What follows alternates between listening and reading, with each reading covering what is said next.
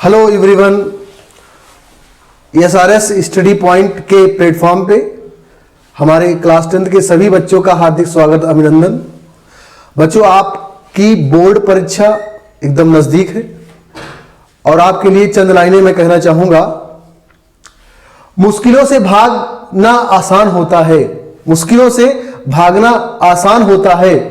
हर परेशानी जिंदगी का इम्तिहान होता है। बच्चों, जो मेहनत से डरता नहीं कभी, सफलता उसी के नाम होती है, सफलता उसी के नाम होती है।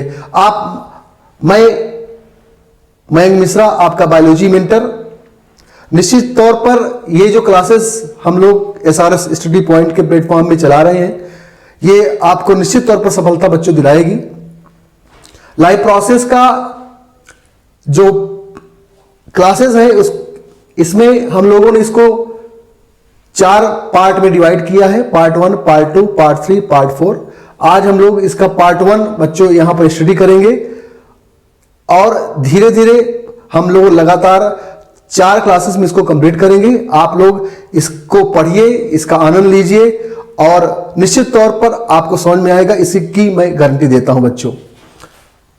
तो हमारा जो आज का जो टॉपिक है बच्चों, लाइफ प्रोसेस। लाइफ प्रोसेस को अगर हम लोग इसको समझें तो लाइफ बच्चों ये जीवन, अब प्रोसेस का मतलब क्या होता है बच्चों? प्रक्रिया होती है। अब आप देखिए, ये जो प्रोसेस वर्ड है, आप जानते हो कि हम लोग फूड को इंजेस्ट करते हैं।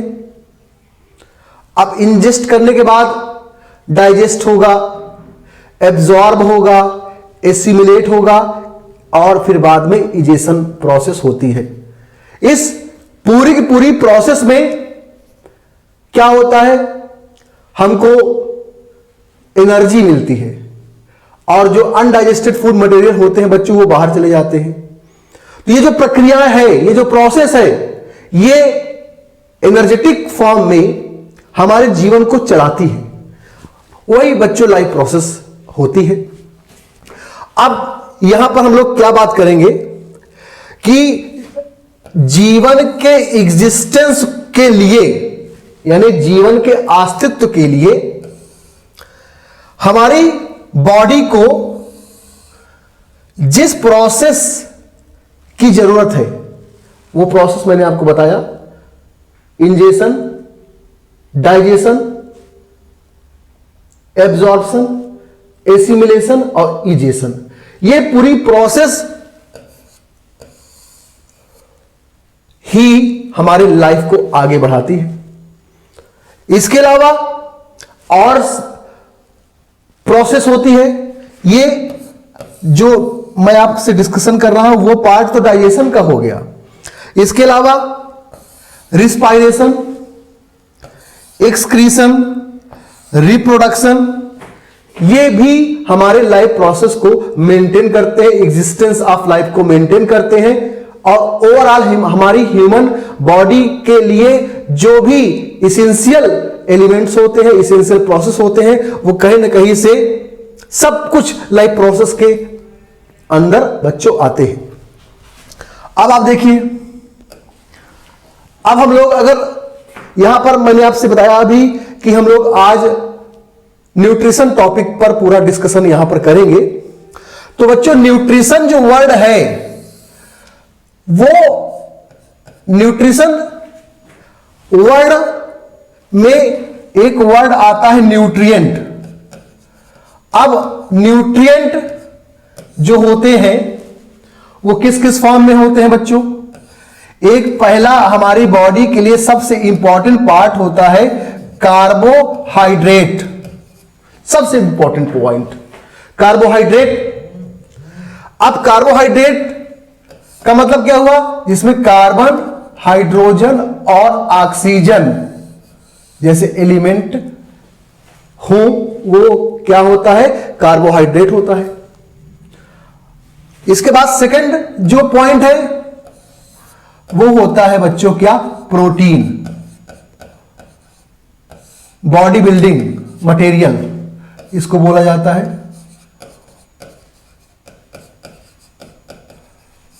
बॉडी बिल्डिंग मटेरियल इसको बच्चों बोला जाता है। थर्ड पॉइंट होता है बच्चों फैट।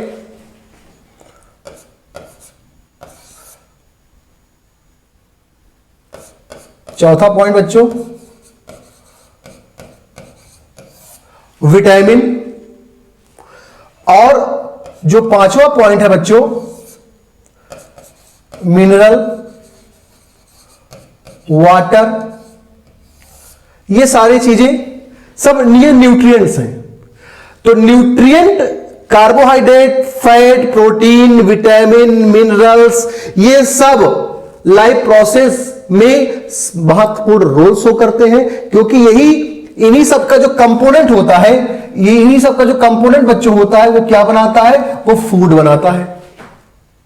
अब यहां पर इसकी जो प्रोसेस होती है, न्यूट्रिएंट ही जब आपकी बॉडी के अंदर जाता है तो ये प्रोसेस करता है, न्यूट्रिशन हमको मिलता है, पोषक तत्व हमको मिलते हैं जिसकी वजह से हमको एनर्जी मिलती है। अब यहां पर अगर हम लोग बात करें पूरे के पूरे लाइफ प्रोसेस में जो एनिमल्स कैसे अपने आप को एग्जिस्ट करता है, ह्यूमन बीइंग कैसे अपने आप को एग्जिस्ट करता है लाइफ के लिए, उसमें हम लोगों ने दो पार्ट, यहां प्लांट की का भी डिस्कशन है। तो यहां पर ये दो इसके न्यूट्रिशन के पार्ट है, एक ऑटोट्रॉफिक न्यूट्रिशन है बच्चों और एक हेट्रोट्रॉफिक न्यूट्रिशन, इस पर डिस्कशन होना है। तो ऑटोट्रॉफिक न्यूट्रिशन एक्चुअली क्या है? ऑटो का मतलब बच्चों क्या होता है? सेल्फ होता है। और ट्रॉफिक का मतलब बच्चों क्या होता है? नरिशमेंट होता है। यानी कि सेल्फ नरिशमेंट, ऐसी प्रोसेस जिसमें living organism self food formation करते हैं, वो किसमें आते हैं? ऑटोट्रॉफिक न्यूट्रिशन में आते हैं। इसका बच्चों एग्जाम्पल हम लोग क्या लेते हैं? प्लांट लेते हैं। अब इसके बाद बात करेंगे हम लोग हेट्रोट्रॉफिक न्यूट्रिशन की। तो हेट्रो का मतलब बच्चों होता है अदर, और ट्रॉफिक का मतलब जैसा कि मैं आपको बता चुका हूं नरिशमेंट होता है फ्रॉम अदर, यानी कि such living organism which get nutrients from other living organism, that is heterotrophic nutrition. इसका एग्जांपल बच्चों क्या है? हम animals, human beings, human beings, ये सब किस में आएंगे बच्चों? ये सब हेट्रोट्रॉफिक न्यूट्रिशन के अंतर्गत आते हैं। आगे पूरा का पूरा डिस्कशन पॉइंट क्या है? अब ऑटोट्रॉफिक न्यूट्रिशन का। अब जैसा कि मैंने आपको बताया था कि autotrophic nutrition occurs in plants में ऑटोट्रॉफिक न्यूट्रिशन होता है। और वो प्रोसेस जिसके थ्रू ये फूड फॉर्मेशन करते हैं, वो प्रोसेस क्या कहलाती है बच्चों? फोटोसिंथेसिस कहलाती है। देखिए कितना इस नेचर में आप देखिए डिफरेंट टाइप्स के लिविंग ऑर्गेनिजम्स हैं और डिफरेंट टाइप के क्राइटेरियाज है जिसके थ्रू न्यूट्रिशन प्रोसेस मेंटेन होती है।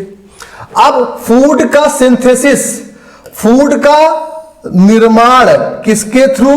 फोटोसिंथेसिस के थ्रू। कौन करता है बच्चों? प्लांट करता है। अब इसमें प्लांट कैसे भोजन बनाता है, कैसे कार्बोहाइड्रेट का फॉर्मेशन करता है? उसमें प्लांट सनलाइट और क्लोरोफिल इसका यूज करता है। और रॉ मटेरियल के तौर पर उसके पास क्या होता है? उसके पास CO2 होता है, H2O होता है बच्चों।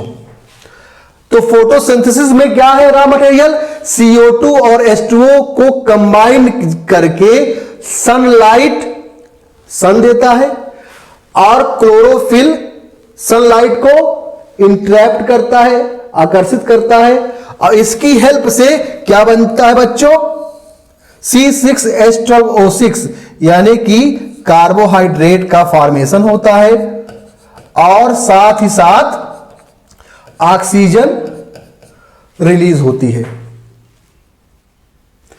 अब आप देखिए, अब अगर फोटोसिंथेसिस के बच्चों फेजेस की बात करें, फेजेस ऑफ फोटोसिंथेसिस, तो इसमें दो रिएक्शन होती है। पहली रिएक्शन लाइट रिएक्शन कहलाती है और दूसरी रिएक्शन बच्चों डार्क रिएक्शन कहलाती है। लाइट रिएक्शन और दूसरी डार्क रिएक्शन। अब आप देखिए, लाइट रिएक्शन और डार्क रिएक्शन होती क्या है, इनमें डिफरेंसेस क्या है।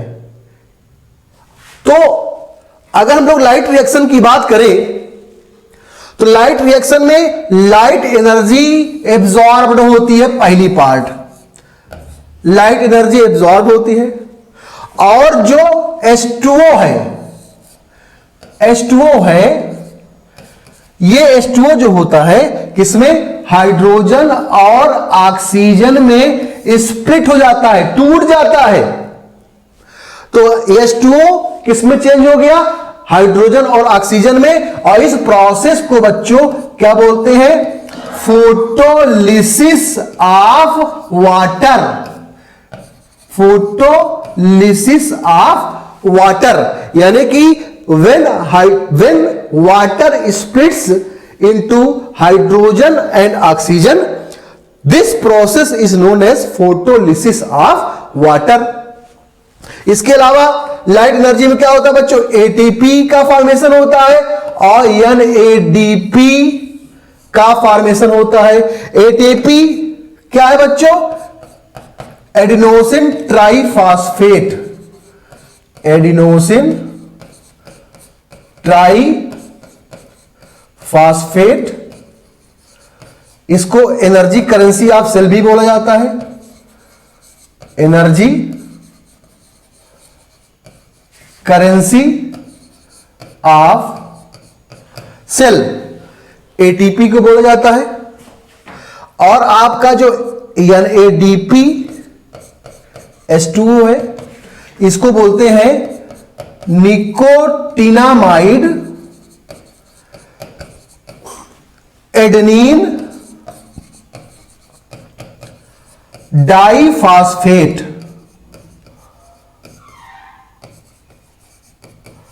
निकोटिनामाइड एडेनिन डाइफॉस्फेट NADPH2 को बोला जाता है।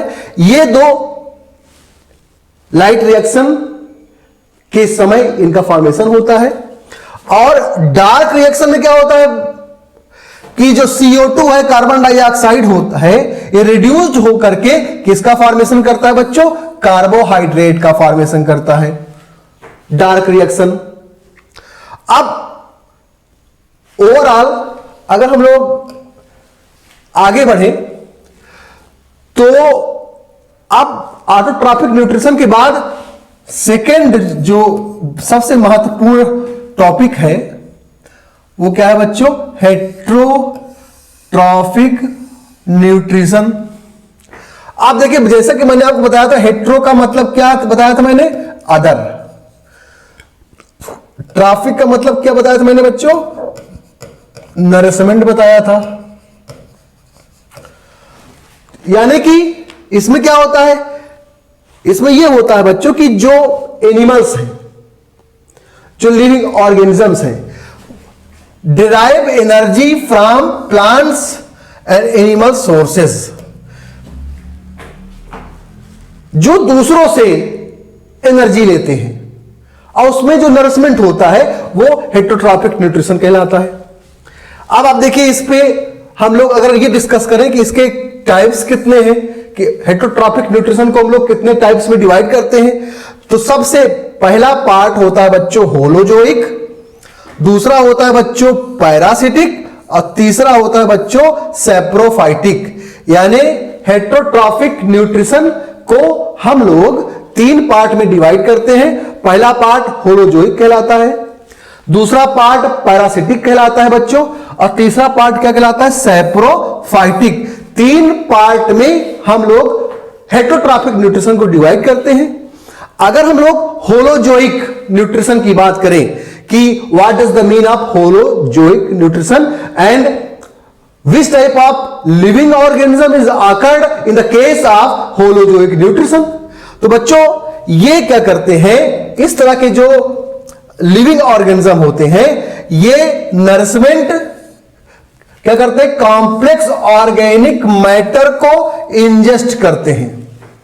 कॉम्प्लेक्स ऑर्गेनिक मैटर को क्या करते हैं बच्चों, इंजेस्ट करते हैं एज एनिमल्स।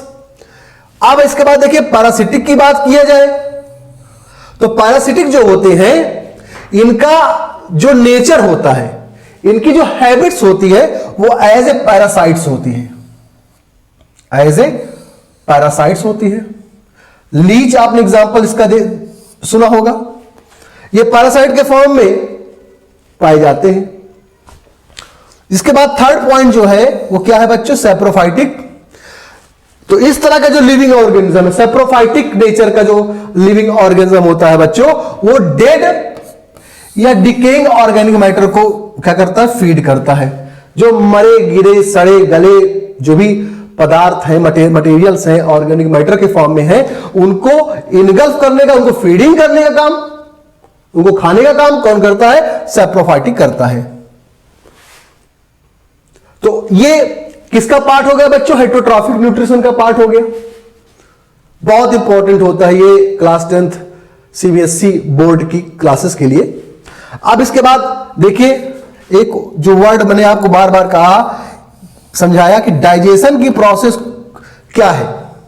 इसमें दो चीजें सामने आती हैं। एक बच्चों डाइजेशन में एक आता है मैकेनिकल और एक आता है chemical, reduction of ingested nutrients.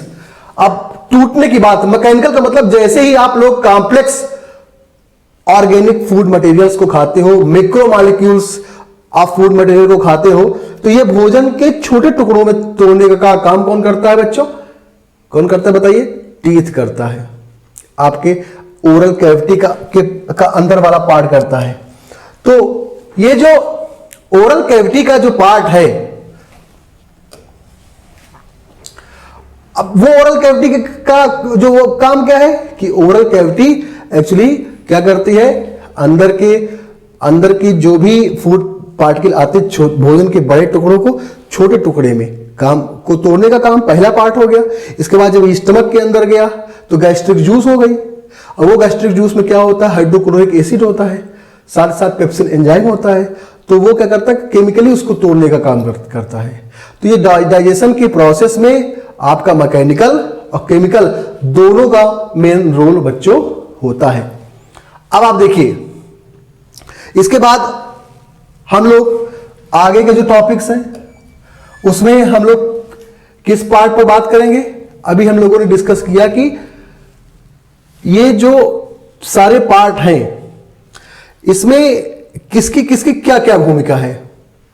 अब आगे हम लोग ये देखेंगे कि ये जो नेक्स्ट टॉपिक है फोटोसिंथेसिस। अब ये फोटोसिंथेसिस की प्रोसेस को हम लोग कैसे मेंटेन करेंगे, फोटोसिंथेसिस आखिर है क्या, इसमें किसका किसका रोल होता है, इस पर हम लोग अब बच्चों बात करेंगे। तो फोटोसिंथेसिस जो है इसमें क्या करते हैं हम लोग, किसका फॉर्मेशन होता है बच्चों, कार्बोहाइड्रेट का फॉर्मेशन होता है। और कार्बोहाइड्रेट किसके फॉर्म में रहती है, एक तरह से कहा जाए तो वो फूड के फॉर्म में रहती है। इसमें आप कह सकते हो कि the process of synthesis of carbohydrate in presence of carbon dioxide and light is called photosynthesis.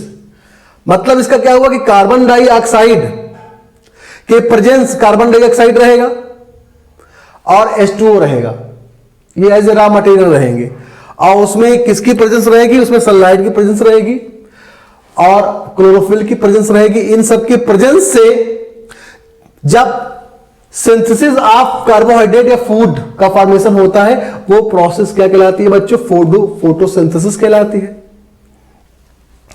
अब इसमें दो चीजें हैं फोटोसिंथेसिस में, बहुत इंपॉर्टेंट दो चीजें हैं। पहला लाइट, देखिए यहां देखिए आप एकदम क्लियर है सारी चीजें। देखिए बच्चों कि क्लोरोफिल क्या करता है कि लाइट एनर्जी को एब्जॉर्ब करता है। जो भी सूर्य की किरणें प्लांट्स पर पड़ती हैं तो यहां पर जो एब्जॉर्प्शन का जो काम होता है, जो एब्जॉर्प्शन लाइट एनर्जी का एब्जॉर्प्शन कौन करता है बच्चों? क्लोरोफिल करता है। अब इसके अलावा लाइट एनर्जी का जो कन्वर्जन होता है केमिकल एनर्जी में, यह चीज दूसरा पॉइंट। अब उसमें और एक पॉइंट क्या होता है कि वाटर मॉलिक्यूल की का जो स्प्लिटिंग होगी किसमें? हाइड्रोजन और ऑक्सीजन में। इसके अलावा कार्बन डाइऑक्साइड रिड्यूस्ड होकर के कार्बोहाइड्रेट का बच्चों फॉर्मेशन कर लेता है। ओवरऑल ये सारी चीजें किसमें होती है? फोटोसिंथेसिस के प्रोसेस में होती है। स्टेप वाइज सारी चीजें हैं। अब इसको बहुत ही आप लोग सारे बच्चों से मेरा रिक्वेस्ट है कि इसको बहुत ही आराम से इसको देखिए, समझिए, और जब समझेंगे आसानी से तो आसानी से सारी चीजें क्लियर हो जाएंगी। अब आइए सबसे इंपॉर्टेंट पॉइंट, स्टोमेटा का डिस्कशन हम लोग करते हैं। स्टोमेटा क्या है? जैसे मान लीजिए ये लीव्स है, ये क्या है बच्चों? ये लीव्स है। तो क्या होता है कि पत्तियों में जो एपिडर्मल पोर है, एपिडर्मल पोर्स ये छोटे छोटे छिद्र होते हैं ये, और यही क्या होते हैं बच्चों? स्टोमेटा होते हैं। और इनका काम क्या होता है? Gaseous exchange. इनका मेन वर्क क्या होता है बच्चों? Gaseous exchange. इसके अलावा वाटर वेपर को भी ये पास कराते हैं। वाटर वेपर को भी बच्चों ये पास कराते हैं। तो ये क्या है? Minute epidermal pore in leaf. पत्तियों में छोटे छोटे पोर्स होते हैं, या स्टेम में भी ये पाए जाते हैं। और इनका वर्क क्या होता है? गैसियस एक्सचेंज कराते हैं, साथ साथ वाटर वेपर को भी ये पास कराते हैं। अब देखिए स्टोमेटा में, स्टोमेटा जो होता है उसमें ओपनिंग एंड क्लोजिंग की भी मैकेनिज्म पाई जाती है। स्टोमेटा खुलते भी हैं, स्टोमेटा बंद में भी होते हैं। तो जो स्टेम की ओपनिंग और क्लोजिंग स्टोमेटा की, वो किसके थ्रू कंट्रोल होती है बच्चों? गार्ड सेल के through. Very important. Guard cell क्या करता है? स्टोमेटा की क्लोजिंग और स्टोमेटा की ओपनिंग दोनों को कंट्रोल करने का काम करता है। अब आप देखिए यहां पर दो चीजें हैं कि जब गार्ड सेल पानी को एब्जॉर्ब कर लेता है तो स्टोमेटा बच्चों ओपन हो जाता है। जब गार्ड सेल पानी को एब्जॉर्ब नहीं करता है, डू नॉट, तो स्टोमेटा क्या हो जाता है बच्चों? क्लोज हो जाता है। देखिए यहां पर मैकेनिज्म, ये आपका स्टोमेटा है। स्टोमेटा ये पत्तियों की सरफेस है। छोटे छोटे स्मॉल स्मॉल पोर्स के तौर पर स्टोमेटा पाई गई। अब इसके आउटर पार्ट में देखिए गार्ड सेल है, ये गार्ड सेल है, और इसके अंदर ये बच्चों ये न्यूक्लियस हो गया, ये इसका पोर्स है। तो जब वाटर इसके अंदर एंट्री करता है, इसके अंदर, तो गार्ड सेल क्या करता है? इसको एब्जॉर्ब कर लेगा। तो ऑटोमेटिक जब एब्जॉर्ब करेगा तो स्टोमेटा बच्चों ओपन हो जाएगा। स्टोमेटा क्या हो जाएगा बच्चों? ओपन हो जाएगा।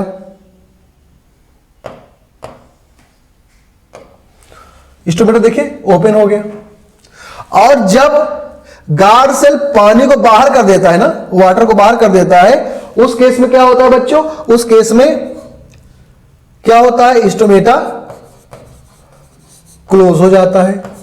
यानी कि ओवरऑल गार्ड सेल पर डिपेंड होता है कि स्टोमेटा ओपन हो रहा है या स्टोमेटा क्लोज हो रहा है।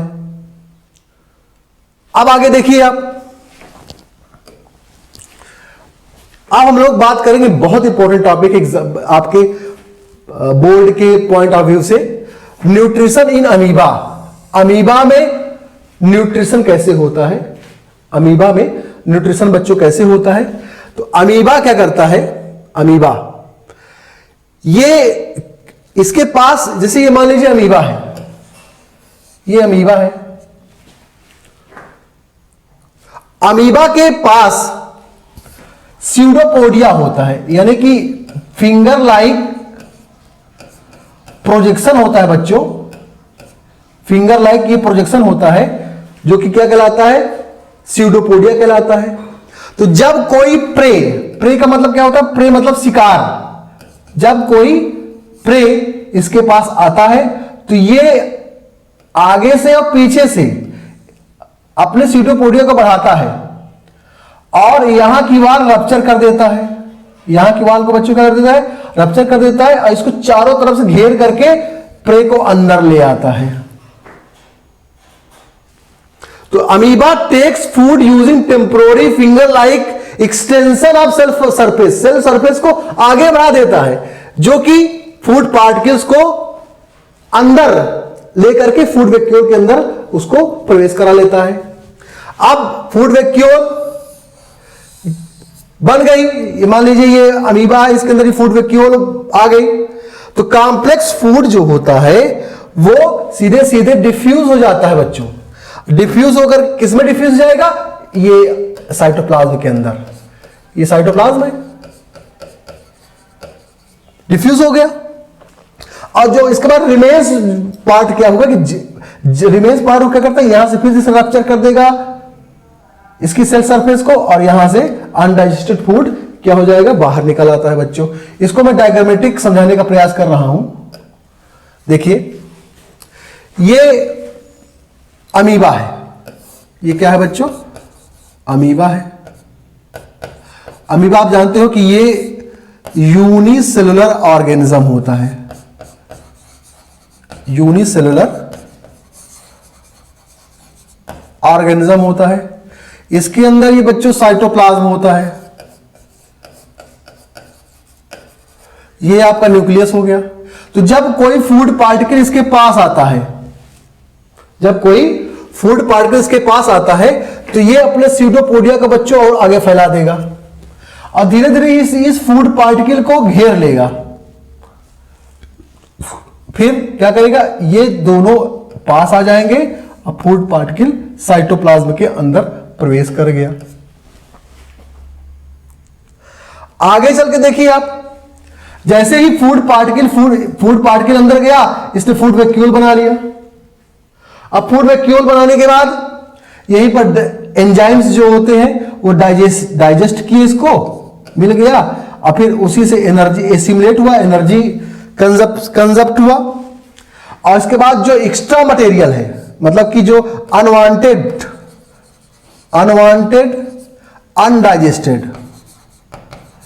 अनवांटेड और अनडाइजेस्टेड जो फूड मटेरियल है बच्चों,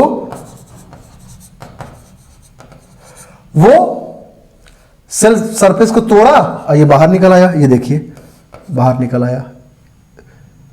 तो ओवरऑल यहां पर क्या मतलब हो गया, ओवरऑल इसका मतलब यह हुआ बच्चों कि undigested food material self surface को तोड़ा और वो चीजें बाहर आ गई। इस तरीके से ये डाइजेशन किसका, अमीबा का न्यूट्रिशन का प्रोसेस हो गया। अब हम लोग डिस्कस करेंगे बच्चे ह्यूमन बीइंग्स का। ह्यूमन बीइंग्स का जो न्यूट्रिशन होता है उसमें क्या होता है कि जो पहली बात तो ये न्यूट्रिशन कहां होता है, तो बच्चों ये न्यूट्रिशन जो होता है वो एलिमेंट्री कैनाल में होता है। कहां होता है, एलिमेंट्री कैनाल में न्यूट्रिशन की प्रोसेस मेंटेन होती है। अब इसमें जैसे ही आप लोगों ने क्या किया कि फूड को माउथ के थ्रू आप अंदर ले गए, तो माउथ के अंदर जैसे आपने गया उसे क्या बोला गया, ओरल कैविटी बोला गया। अब ओरल कैविटी के अंदर गया तो उसके अंदर क्या पाया गया बच्चों, सेलाइवा पाया गया। अब फूड सेलाइवा के साथ मिक्स हो गया तो वहां पर एक आता है enzyme salivary amylase. Salivary amylase वो क्या करता है, वो स्टार्च जो कि कॉम्प्लेक्स मॉलिक्यूल्स होता है उसको शुगर में क्या कर देता है, कन्वर्ट कर देता है। अब फूड जो है फिर कहां जाता है बच्चों, स्टमक में जाता है। और स्टमक में जैसे कि मैंने आपको बताया था, स्टमक के अंदर क्या होता है बच्चों, गैस्ट्रिक जूस होता है, गैस्ट्रिक जूस होता है। और साथ साथ क्या होता है, साथ साथ पेप्सिन एंजाइम होता है, पेप्सिन एंजाइम होता है। तो जब फूड आपके स्टमक में गया तो भोजन के बड़े टुकड़े मैक्रोमॉलिक्यूल्स किसमें चेंज हो गए, break down into smaller food molecules में वो बच्चों चेंज हो गए। तो फूड जो होता है फिर कहां जाएगा, स्मॉल इंटेस्टाइन में जाएगा। वहां पर इसका स्मॉल इंटेस्टाइन में जैसे ही जाता है, इसमें यहां पर क्या होता है बच्चों, एब्जॉर्प्शन होता है फूड का, और साथ साथ एसिमिलेशन होता है। फूड का क्या होता है बच्चों, एब्जॉर्प्शन होता है, भोजन एब्जॉर्ब होगा और फिर एब्जॉर्ब होने के बाद उसके अंदर के जो मटेरियल्स हैं प्रोटीन के फॉर्म में या जो न्यूट्रिएंट के फॉर्म में जो आपकी बॉडी के लिए आवश्यक हैं उनको एसिमुलेट करता है, यानी कि एनर्जी उसका लेता है। और उसके बाद क्या होता है, वो लार्ज इंटेस्टाइन में जाता है, स्मॉल लार्ज इंटेस्टाइन में गया जहां पर उसका रीएब्जॉर्प्शन हुआ और बाद में जो भी वेस्टेज के फॉर्म में वो एनस के थ्रू बच्चों कहां जाते हैं, बाहर निकल जाते हैं। अब आप देखिए, तो मैंने आपसे क्या बताया था कि इंजेशन, डाइजेशन, एब्जॉर्प्शन, एसिमिलेशन और इजेशन, ये डाइजेस्टिव सिस्टम के स्टेप्स हैं और वो उस स्टेप्स के माध्यम से भोजन किया जाता है, एनर्जी मिलती है और इसके बाद जो अनडाइजेस्टेड पार्ट होते हैं वो एनस के थ्रू बच्चों बाहर निकल जाते हैं। अब आप देखिए यहां पर डायग्रामेटिक अगर हम लोग प्रेजेंटेशन करें तो माउथ है, माउथ के थ्रू आपने भोजन को किया, भोजन अंदर गया, यहां पर सेलेवरी एमाइलेज ने सेलेवरी एमाइलेज था, डाइजेशन के प्रोसेस को आगे बढ़ाया, आगे चल करके ये स्टमक में आया। स्टमक में आपको मैं ऑलरेडी बता चुका हूं कि गैस्ट्रिक जूस और पेप्सिन एंजाइम, गैस्ट्रिक जूस और पेप्सिन एंजाइम ने यहां पर भोजन के बड़े टुकड़ों को छोटे टुकड़ों में तोड़ने का काम किया। इसके बाद ये छोटी आंत में आया, छोटी आंत में इसका कंप्लीट डाइजेशन हुआ, यहां पर स्टमक में इसका पार्शियल डाइजेशन होता है बच्चों, पार्शियल डाइजेशन होता है। और छोटी आंत में बच्चों कंप्लीट डाइजेशन होता है। अब इसके बाद देखिए जब कंप्लीट डाइजेशन हो गया, इसके बाद भोजन कहां जाता है, उस जाता है बड़ी आंतों में। अब बड़ी आंतों में क्या होता है, बड़ी आंत में ये कार्टिलेजिनस रिंग पाई जाती है जिसको हास्ट्रम बोलते हैं बच्चों, क्या बोलते हैं, हास्ट्रम बोलते हैं।